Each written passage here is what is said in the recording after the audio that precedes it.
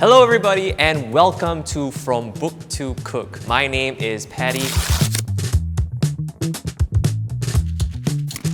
And today we will be exploring Singapore's food heritage by recreating vintage recipes from old cookbooks. In today's episode, we will be making Bunga Kobis, which translates to cabbage flower. Now, ironically, the recipe doesn't call for any cabbage or flowers. So, what is Bunga Kobis? Why is it called that? And what is so special about it? Today, we have Toffa, our favorite foodie librarian, who will help us delve into the history of this dish. Hello, Toffa. Hi, Paddy. Good to see you. Nice Thank you. Be back.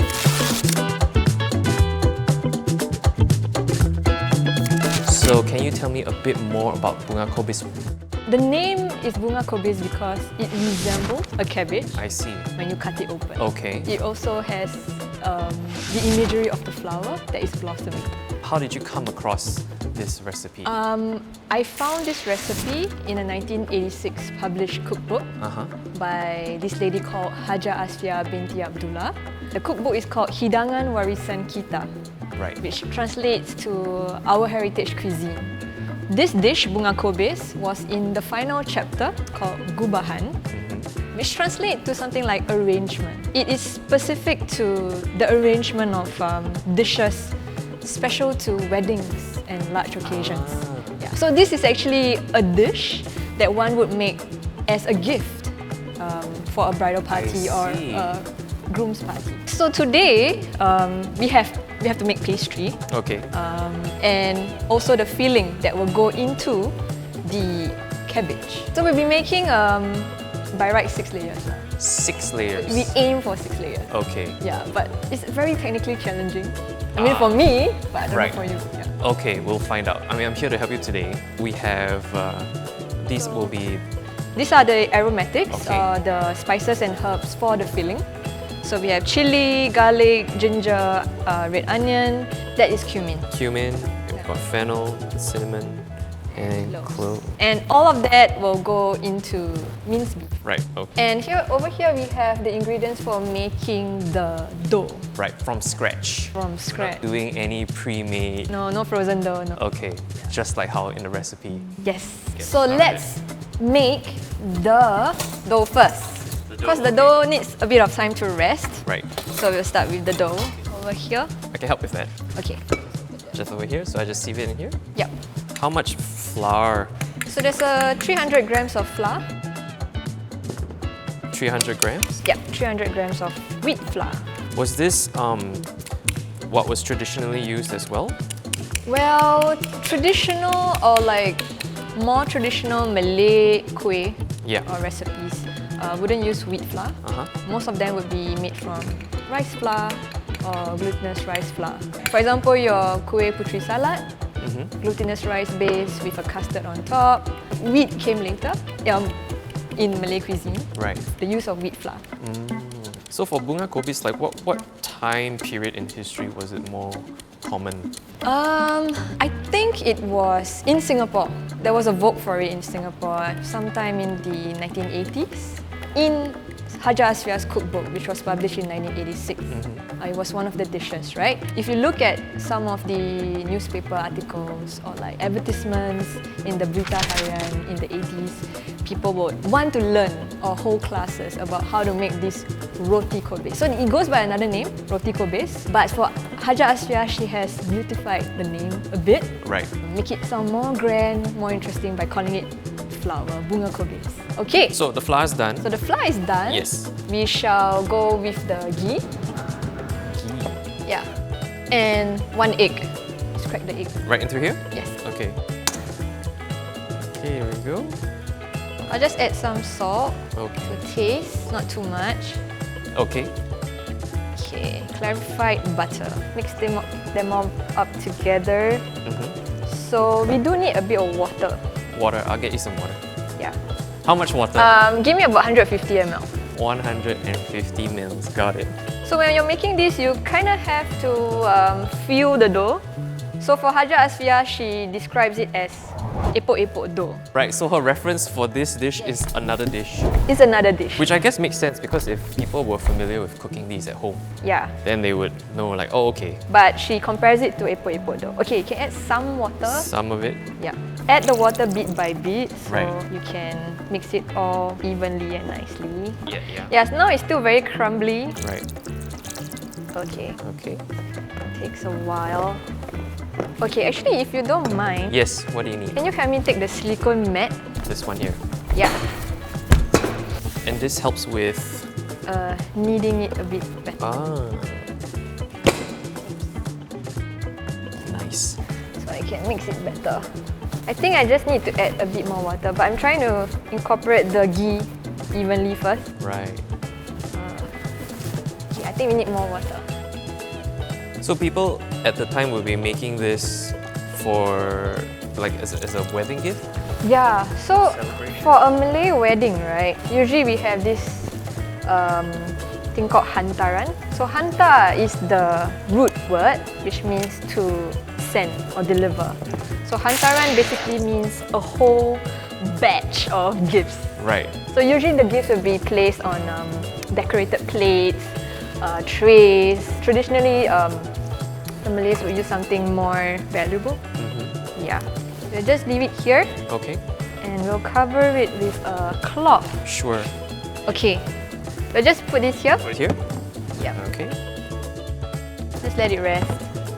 So now we will cut the items. The rest Okay. of the items. Sure. You need a knife? Yep.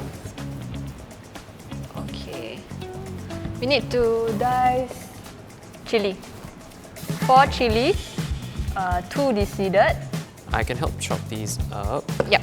And then the onion. Should I get a separate board for this?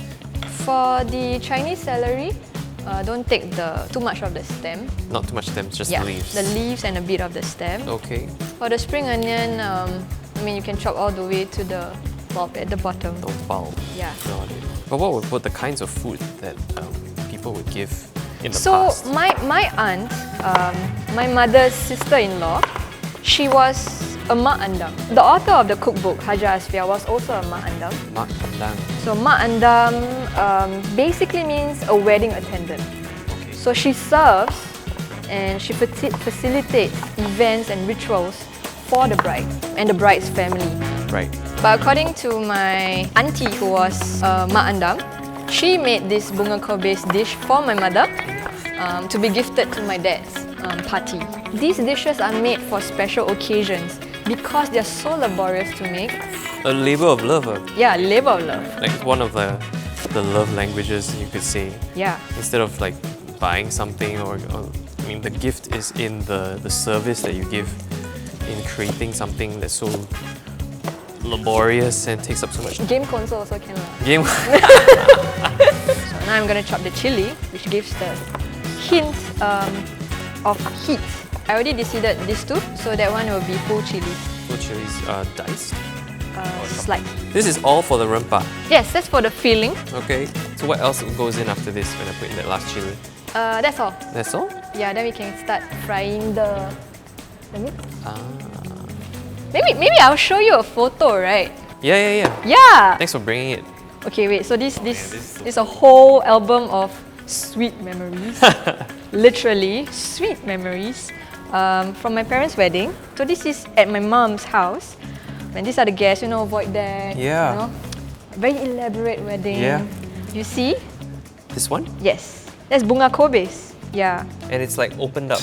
Opened up like a blossoming flower. Also, okay. A blossom, I Yeah. get it now. Okay, so let us heat up some oil. What's next? Heat up We're gonna some fry oil. the stuff.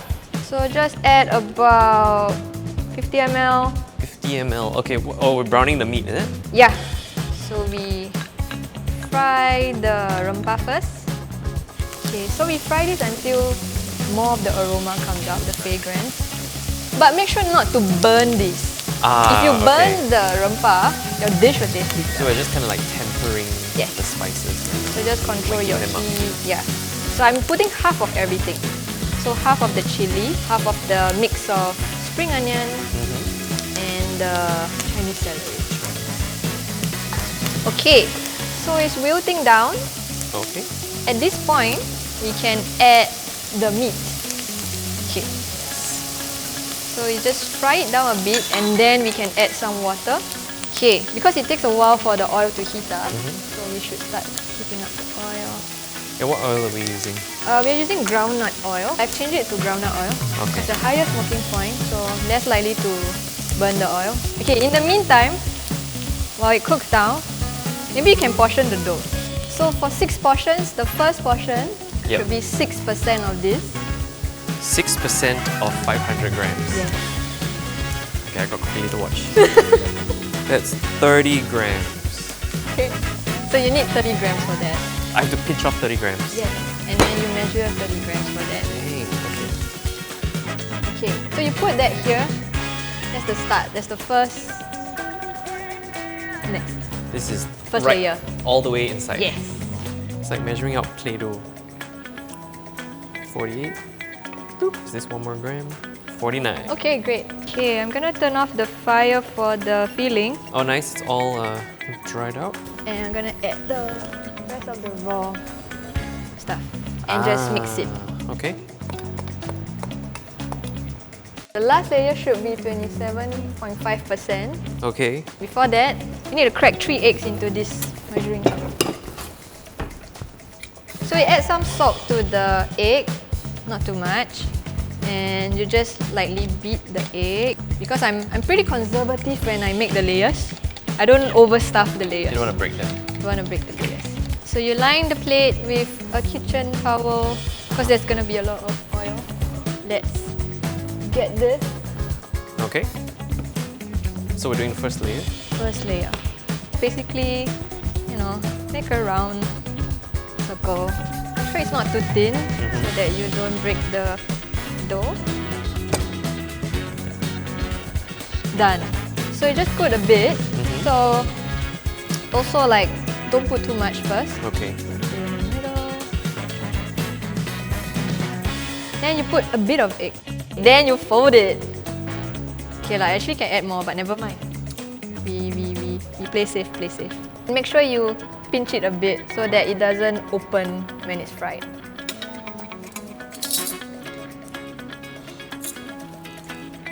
Alright, Woo! And how long do we fry that for? about 3 minutes. It depends on how hot your oil is. So her tip is make it medium hot. Right. Not too hot that it burns outside and the egg inside doesn't cook well. Yeah. Okay. It should be like golden yellow. Golden, yeah.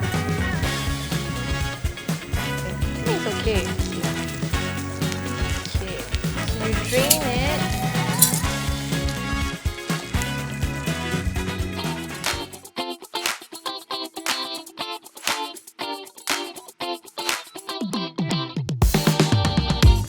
As far as I know, within Malay culture, odd numbers are preferred. 7. Yeah, it's just a belief lah. Yeah, a custom that they More auspicious practice. that way. Yeah, more auspicious. It was a food that was eaten by Sultan Zainal Abidin III, which I believe was raining in the early 1900s. Might even be possibly long before then if it's like food eaten by the royals, right? Yeah. Right, and I noticed we're alternating. Now there's meat at the bottom and then there's meat at the top. It would look nicer if it's alternating layers, but it's really up to you how you want to do it. There are some food, special ritual or special foods within the Nusantara area, right? Like for example, nasi tumpeng, which is like a rice dish Yeah. for special events in Java. Is it tomato time? Yes. Sometimes people make different shapes, like a swan shape, Yeah. or they will make the agar-agar into different shapes, like a fish. So let me just show you how to make the tomato. Sure. You cut off the top part here, and then you start from any point at the top, and just pick the skin off. Very delicate process. So we're using just the skin. Just the skin. Take the skin off in one piece.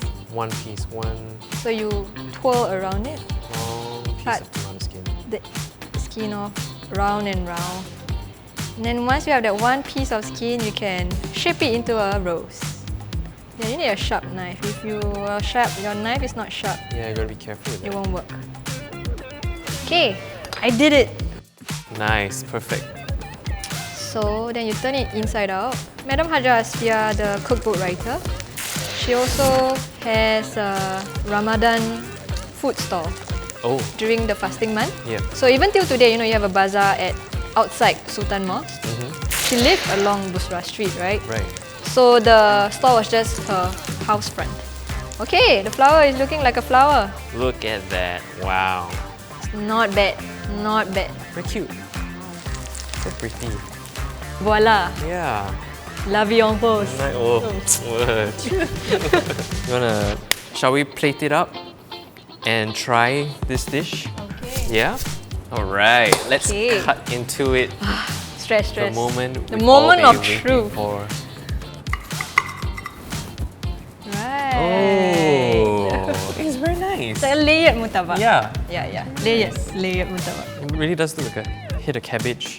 When you cut open like that. See the amount of the many layers. So The pretty though. more effort it is, hence only befitting for a wedding. Wedding, yeah, exactly. Wonderful. It's You can taste the rempah, Yeah. the spices, Yeah. the chili. So it's not just like a pretty looking thing, it tastes good as well. Kind of like a murtabak slash Yep. lasagna. Yep. Or it'd be nice to see it make a comeback in Malay weddings. But if not, then I think as a street food, it'll be really nice. That would be awesome. So yeah, food truck, Set Swan. We'll do it. Okay, I'll start getting all the paperwork and everything. I'll go look for a truck. Yeah, lots of work. Okay, thanks for having me, Paddy. Thanks, Toffa. I'll see you around. See you. If you'd like to find out about the history of Bunga Kobis, or even try your hand at making it yourself, head on over to our Bible Asia website. You have the full recipe. Till next time, this is From Book to Cook.